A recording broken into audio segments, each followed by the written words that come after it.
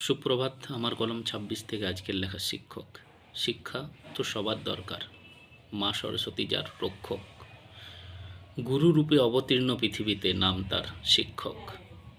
দায়িত্ব ওনার অনেক বেশি এই সমাজ কল্যাণে। না থাকতো যদি গুরুর শিক্ষা, পরিপূর্ণ হতো শ্মশানে। শিক্ষকের কাছে আশ্রয় পেয়ে হয় শিক্ষার জন্ম।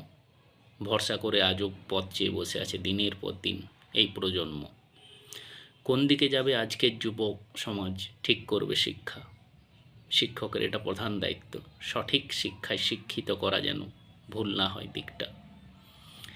শিক্ষার হয় না কোনো জাত অর্থ দিয়ে বিচার। শিক্ষকের সম্মান এরই মধ্যে যদি না হয় কোনো ব্যভিচার। শিক্ষকের আরেক সমার্থক শব্দ হলো মাস্টার। সার্থক হয় তখনই যখন হবে এর সদ্ব্যবহার।